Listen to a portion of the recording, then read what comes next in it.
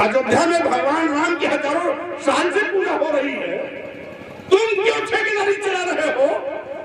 भगवान ने भगवान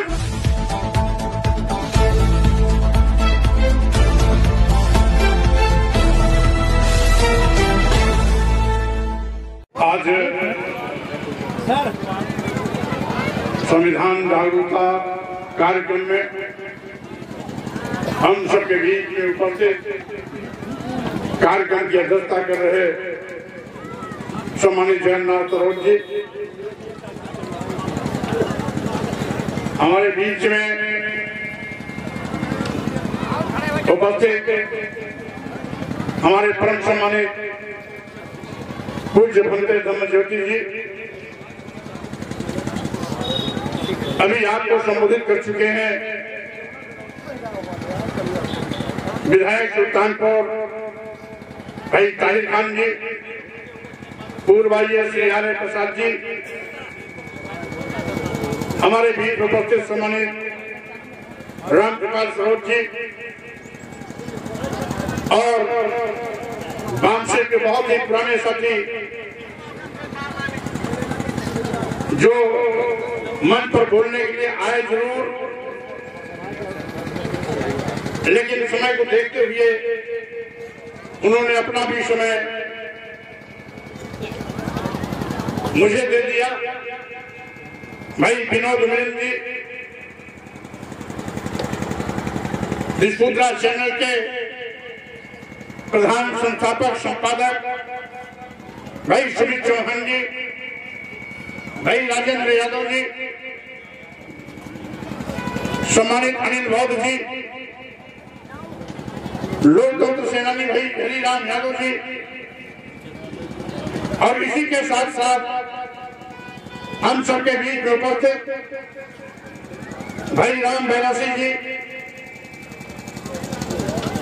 श्रीपाल पासी जी, विक्रम राम जी, देवेंद्र भीमराव जी, रमेश कुमार बौद्ध जी, श्रीमती सुमित्रा भारती जी, गौरी प्रसाद मौर्य जी, राम बहादुर मौर्य जी, विमलेश सरोज जी, शिकई राम जी, राम दुलारे जी, जीलाल बौद्ध जी, पवन कनौजिया जी, मोहम्मद अकरम जी, जावेद जी, सोहन लाल जी, लालचंद यादव जी, सिद्धार्थ मौर्य जी, हौसला प्रसाद जी, विक्रम कौशल जी, रमेश जी, मोहम्मद सलमान जी, कार्यक्रम के आयोजन मंडल के सभी आयोजक साथीगण, ग्रामीणांचल से दूर दूर से आए हुए हमारे सभी सम्मानित भाइयों बहनों, नौजवान साथियों, पत्रकार बंधुओं, साथियों,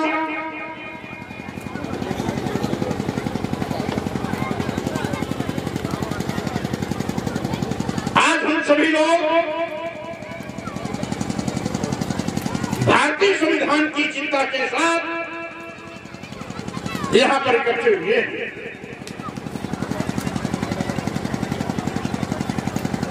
क्योंकि सबका साथ, सबका विकास, सबका विश्वास का नारा देने वाली सरकार आज भारतीय संविधान की व्यवस्था के साथ छेड़खानी कर रही है। अनुच्छेद 16(4), 15(4) के अंतर्गत अनुसूचित जाति, अनुसूचित जनजाति को दिए गए आरक्षण को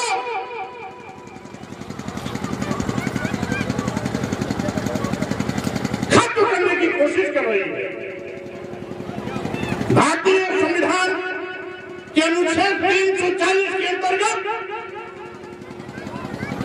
बाबा साहब डॉक्टर अम्बेडकर ने केंद्र और प्रदेश सरकारों को इस बात का निर्देश दिया था कि समय समय पर सामाजिक शैक्षणिक पिछड़ेपन के आधार पर सरकारें आयोग का गठन करेंगी और साथ ही साथ समानुपातिक प्रतिनिधित्व के लिए उनको आरक्षण की व्यवस्था देंगी, जिसके तहत कभी काला कालेंदर आयोग का गठन हुआ था, उसकी सिफारिशें कूड़ेदान में डाल दी गई। मंडल आयोग की सिफारिश लागू हुई,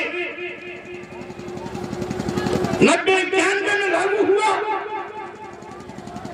चूंकि माननीय सर्वोच्च न्यायालय की व्यवस्था के अनुसार 50% से आरक्षण ज्यादा नहीं दिया जा सकता, इसलिए 52% पिछड़ों के आरक्षण के साथ मात्र 27% आरक्षण दिया गया।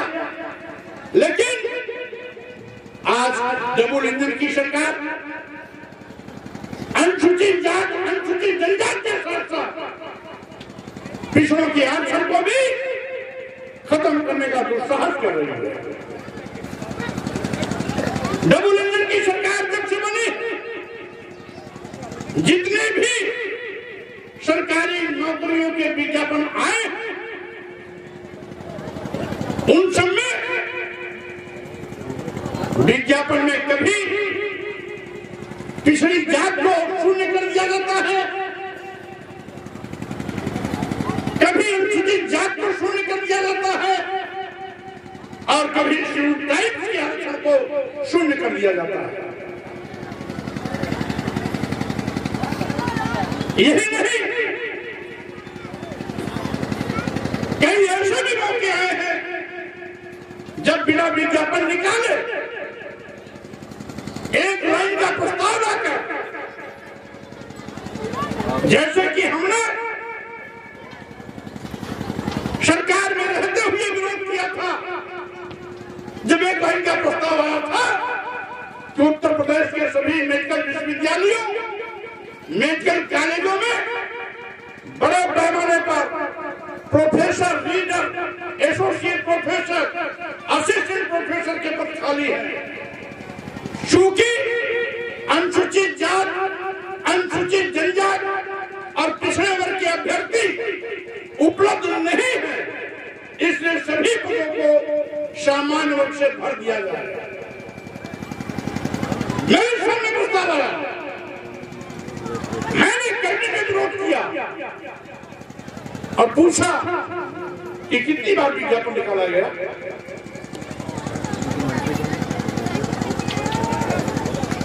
एक बार पूछा, 2 बार पूछा, उत्तर नहीं आया, तो हमको डबल करके पूछना पड़ा, क्या बहरे हो? अपर मुख्य सचिव से मैंने कहा, क्या बहरे हो कि बार बार पूछने पर भी बोलती नहीं निकल रही है? मुख्यमंत्री ने भी मेरे हाँ में हाँ मिलाते हुए कहा कि बताते क्यों नहीं हो? पूछा जा रहा है तो धीरे से बोलता है, एक बार भी। जबकि नियम ये है, पहली बार विज्ञापन निकालिए, प्रार्थना पत्र उपलब्ध पर्याप्त नहीं होंगे, दोबारा निकालिए, फिर भी नहीं होता है, दोबारा निकालिए, 3 बार विज्ञापन निकालने पर भी नहीं आता है, तो इस तरह का प्रस्ताव लाया जाता है। लेकिन बिना विज्ञापन निकाले एक बार भी विज्ञापन नहीं निकाला गया, प्रस्ताव ला दिया गया। मेरे विरोध को स्वीकारा तो गया, लेकिन उस प्रस्ताव को रोका नहीं गया, जिसके बिना पर उस समय हमने प्रदेश सरकार को उखाड़ फेंकने का संकल्प लेकर के मंत्री पर से इस्तीफा देने का काम किया था कि इस प्रकार से अगर अनुसूचित जात, अनुसूचित जात और पिछड़ों के आरक्षण पर डकैती करी जाएगी तो मुझ जैसा व्यक्ति आपके मंत्री पद को लात मारता है, एक भी दिन इस पर नहीं रह सकता। साथियों, आज हम अपने महापुरुषों की बातों पर जब गौर करते हैं, तथागत बुद्ध ने कहा था, अब बुद्धि को भाव अपना प्रकाश आप स्वयं जिससे कि अच्छा क्या है, बुरा क्या है, इसमें अंतर समझ सको। भारतीय संविधान निर्माता परम पूज्य बाबा साहब डॉक्टर अम्बेडकर ने कहा था, शिक्षित बनो, संगठित और संघर्ष करो। यानी पहला संघर्ष था शिक्षित बनने का। संस्कृत के विद्वानों ने भी कहा कि विद्या ददाति विनयम विनयादि याति पात्रताम पात्रत्वाम धर्माप्नोति धनात् धर्मा तथा। यानी सुख की जड़ शिक्षा है, विद्या है। हमारा भारत कभी सोने की चिड़िया कहा जाता था, लेकिन यहां पर धर्म के ठेकेदारों ने उस भारत को जो सोने की चिड़िया कहा जाता था, आज गरीब बना दिया, लाचार बना दिया। और यही नहीं, इन लोगों ने फार्मूला तय कर दिया, क्या? नारी शूद्रो न दिएता। देश की महिलाओं को, इस देश के शूद्रों को पढ़ने का अधिकार नहीं है। हम तो अपने सामाजिक परिवर्तन के महानायकों को कोट कोट नमन करते हैं, वंदन करते हैं। सामाजिक परिवर्तन के महानायक ज्योतिबा फुले जी, शिक्षा की क्रांति लगाने वाली सावित्रीबाई फुले को, इस देश की सावित्रीबाई फुले को प्रेरित करने वाली फातिमा बेग को, भारतीय संविधान निर्माता परम पूज्य बाबा साहब डॉक्टर अम्बेडकर को, आरक्षण के जनक छत्रपति शाहू जी महाराज, सामाजिक परिवर्तन के आंदोलन को आगे बढ़ाने वाले पेरियार रामास्वामी नायक और नारायण गुरु गाड़गे, और उत्तर भारत में पेरियार ललई सिंह यादव, राम स्वरूप वर्मा जी और सामाजिक परिवर्तन के महानायक मानवर कांचीलाल जी, जिन्होंने हमें सम्मान और सम्मान के लिए सचेत किया, सावधान किया। ज्योतिबा फुले, सावित्रीबाई फुले, बाबा साहब डॉक्टर अम्बेडकर ने अंग्रेजी हुकूमत से लड़कर हमें पढ़ने लिखने का अधिकार दिलाया। अनुसूचित जाति, अनुसूचित जनजाति और पिछड़े वर्गों को पढ़ने लिखने का अधिकार अंग्रेजी हुकूमत ने दिया। देश की महिलाओं को पढ़ने लिखने का अधिकार अंग्रेजी हुकूमत ने 1831 में दिया, 33 में दिया। और इसी प्रकार से जो भी सामाजिक सुधार हुए, इन्हीं हमारे महापुरुषों ने अंग्रेजों से लड़कर सही बात से अवगत कराकर इनको न्याय दिलाने का काम किया। देश आजाद हुआ, अवसर आया भारतीय संविधान बनाने का, जिसमें भारतीय संविधान की बहुकेंद्रीय जिम्मेदारी बाबा साहब डॉक्टर अम्बेडकर को अकेले निभानी पड़ी। यद्यपि संविधान निर्माता कमेटी में बहुत से विद्वान लोग थे, लेकिन कोई छुट्टी के बहाने, कोई बीमारी के बहाने एक एक करके सब अपना समय पास कर रहे थे। अकेले बाबा साहब डॉक्टर अम्बेडकर को रात दिन एक कर भारतीय संविधान लिखनी पड़ी। और साथियों, आज जो भारतीय संविधान ने शिक्षा का हमें अधिकार मौलिक अधिकार के रूप में दिया, लेकिन ये लोग हमको गरीब लाचार बनाना चाहते हैं। आज देश की गरीबी है, लाचारी, बदहाली। क्यों? क्योंकि लंबे अरसे तक इस देश की 90% आबादी को शिक्षा से वंचित करने का पाप किया। देश की सभी महिलाएं किसी भी वर्ग की हो, ब्राह्मण, क्षत्रिय, वैश्य, शूद्र, किसी भी वर्ग की महिलाएं हो, किसी वर्ग की महिला को पढ़ने का अधिकार नहीं था। 1833 में महिलाओं को पढ़ने लिखने का अधिकार अंग्रेजी हुकूमत ने शासनादेश के माध्यम से मिला। महिलाओं के लिए पहला स्कूल 1848 में ज्योतिबा फुले जी और सावित्रीबाई फुले के प्रयास से पूना में खोला गया। इसके पहले महिलाओं को भी पढ़ने की अधिकार नहीं। आज हमारे तमाम बहनें बैठी, तमाम बेटियां बैठी, इसलिए तमाम बेटियां ऐसी होंगी जो ग्रेजुएट, पोस्ट ग्रेजुएट होंगी, एमए, एमएससी, एमकॉम होंगी। आज ये दिन है हमारे उन सामाजिक क्रांति के महापुरुषों की, जिनके बदौलत हमें पढ़ने लिखने का अधिकार दिया। साथियों, आज शिक्षा महंगी की जा रही है, क्योंकि इस सरकार की मंशा है कि गांव के गरीब अपने बच्चों को न पढ़ा पाए, अनुसूचित जाति, आदिवासी, दलित पिछड़े अपने बच्चों को न पढ़ा पाए। एक उदाहरण देता हूं, इलाहाबाद केंद्रीय विश्वविद्यालय का, जहां पर 4,000 रुपए फीस को बढ़ा के 4,000 रुपया किया गया। बीए की फीस 400 रुपए थी, उसे 4,000 किया गया। बीकॉम की फीस 450 रुपए थी, उसे 4,500 किया गया। बीएससी की फीस 500 रुपए थी, उसे 5,000 रुपया किया गया। आखिर क्यों? इसलिए कि गुरहु, कटवारू, सुमारू, मंगरू की बेटी बेटा हायर एजुकेशन से वंचित हुए। अगर हायर एजुकेशन नहीं होगा तो कंपटीशन में नहीं बन पाएंगे, डॉक्टर, इंजीनियर नहीं बन पाएंगे, प्रोफेसर, एडवोकेट नहीं बन पाएंगे, आईएएस, आईपीएस नहीं बन पाएंगे, पीसीएस और पीसीएस जज नहीं बन पाएंगे। इसलिए इनकी एक पॉलिसी है शिक्षा को महंगा करना। और साथियों, मैं ये भी कहना चाहता हूं, आज गरीबी, लाचारी का सबसे बड़ा कारण अशिक्षा। सामाजिक परिवर्तन के महानायक ज्योतिबा फुले जी ने कहा कि शिक्षा के अभाव में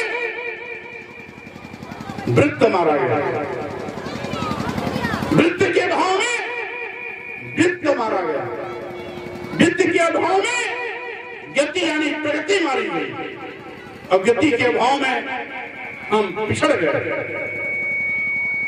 यानी सोने की चिड़िया कहा जाना वाला भारत के लोग आज पिछड़ी जमात में खड़े हैं। इस्लाम धर्म के मानने वालों ने कुरान की एक आयत में इस बात को स्पष्ट लिखा। मुस्लिम समाज को अपील करते हुए मोहम्मद साहब ने लिखा कि इल्म जरूर लेना, इल्म लेने के लिए अगर तुम्हें चीन जाना पड़े तो भी चले जाना, लेकिन इल्म हासिल जरूर करना। आज उसी शिक्षा को एक खत्म करने की कोशिश कर रहे हैं। आज विश्वकर्मा सम्मान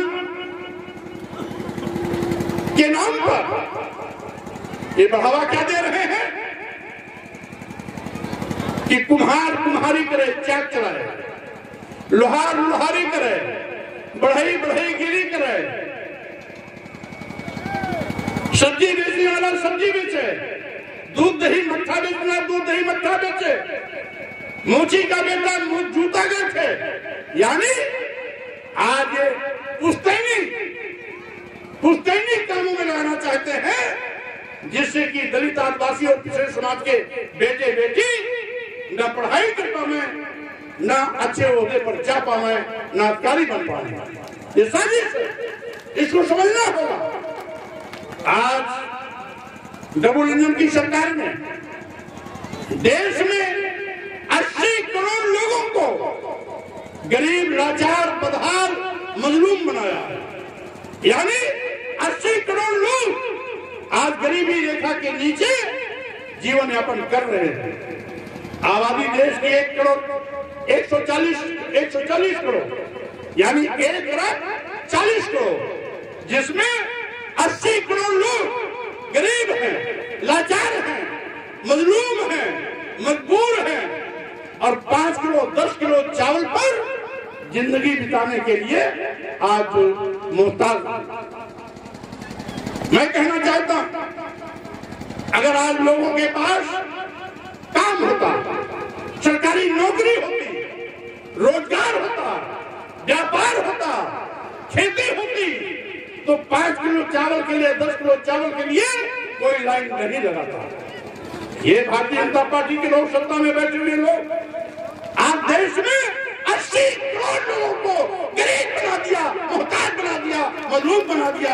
इनको समझो। मौर्य जी संघर्ष करो, जब से मौर्य जी संघर्ष करो। जब से डबल इंजन की सरकार आई, नौजवानों की सरकारी नौकरियां गायब। देश का करोड़ों नौजवान आज बेरोजगारी का दम झेल रहा है। आउटसोर्सिंग में नौकरी दी जा रही है। आज ग्रेजुएट पोस्ट ग्रेजुएट लड़के 8,000 9,000 10,000 पर नौकरी कर रहे हैं। 8,000 9,000 10 पर नौकरी करने वाला व्यक्ति खुद तो कर सकता है, लेकिन अपने परिवार को क्या खिलाएगा, अपने माई बाप को क्या देगा? अगर वो छोटे शहर में भी रहता है तो 9-10 हजार में आधा किराए में चला जाएगा, आधा उसके खाने में चला जाएगा। यानी खुद भी ठीक से नहीं खा पाएगा और खाना भी खा लेगा तो कपड़ा लत्ता अपने लिए नहीं बना पाएगा। ये हालात है साथियों। आज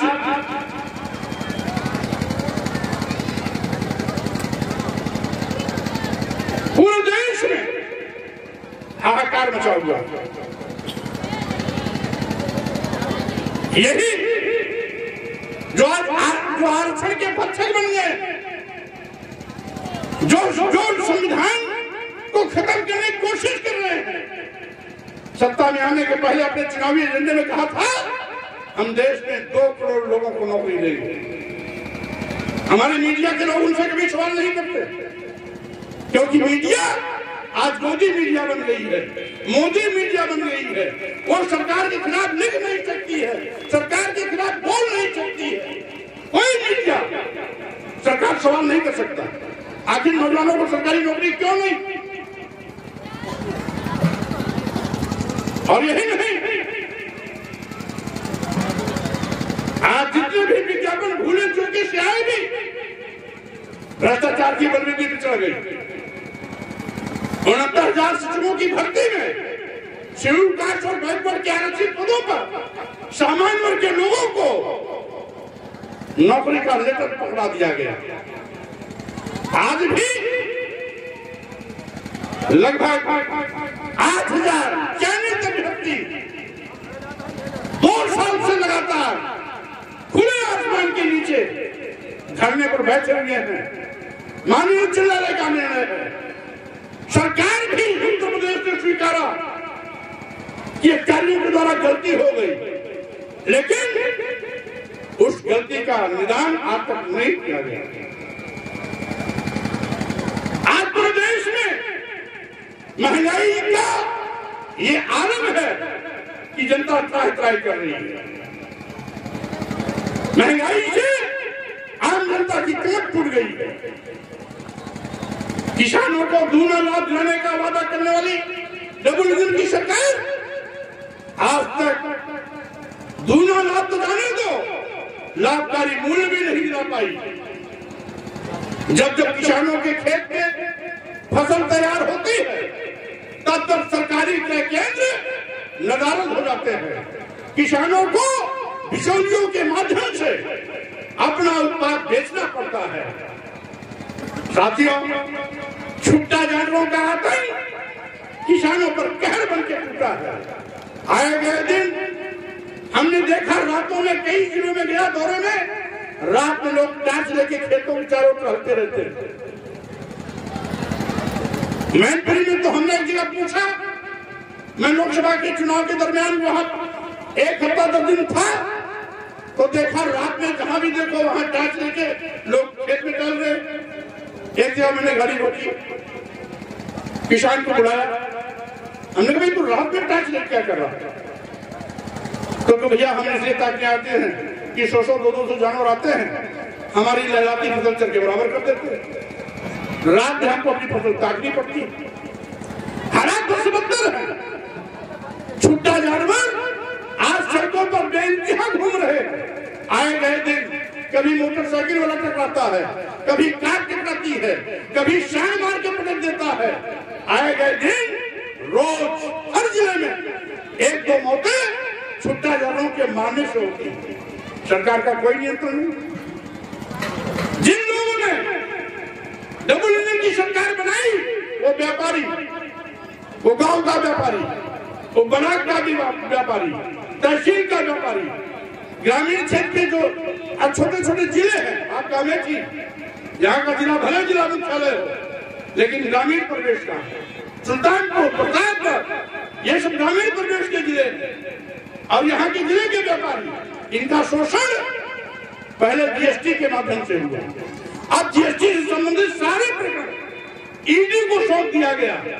अब ईडी के माध्यम से भी अगर कोई व्यापारी फलेगा फूलेगा तो उसकी कमर तोड़ने के लिए कानून बना दिया। साथियों, मैं कहना चाहता हूं, ये पहली सरकार है जिसने नौजवानों की सरकारी नौकरी छीनी और अनुसूचित जात, अनुसूचित जनजाति और पिछड़ों का आरक्षण खत्म किया, निष्प्रभावी कर दिया, शून्य कर दिया। यह पहली असफलतम सरकार है जिसने सरकारी विभागों को बेचने का पाप किया। देश के सभी बंदरगाह बेच दिए गए, देश के सभी एयरपोर्ट अदानी और अंबानी को दे दिया गया। एयर इंडिया भी अदानी और अंबानी के हाथों में चला गया। देश के सारे रेलवे स्टेशन का मैनेजमेंट व्यवस्था अदानी और अंबानी के हाथों चला गया। LIC जैसी बड़ी संस्था जिसमें लाखों लाख लोग काम करते हैं, उसको भी अदानी को हैंड ओवर कर दिया गया। जिन सरकारी विभागों में नौजवानों को सरकारी नौकरियां मिलने की उम्मीद थी, उन नौजवानों की उम्मीदों का भी गला घोट दिया। अपनी विफलता को छिपाने के लिए धर्म और राम का नगाड़ा पीटा करते हैं। भाई अयोध्या में राम हजारों साल से पूजे जा रहे हैं, करोड़ों लोगों की आराध्य है भगवान राम, करोड़ों लोगों के श्रद्धा के केंद्र है भगवान राम। ये भगवान राम की मार्केटिंग कर रहे हैं, ऐसा संदेश देना चाहते हैं कि भगवान राम को हमने पैदा किया। अरे भाई, तुम्हारी सरकार अभी 2014 के बाद आई है। अयोध्या में भगवान राम की हजारों साल से पूजा हो रही है, तुम क्यों ठेकेदारी चला रहे हो? भगवान राम ने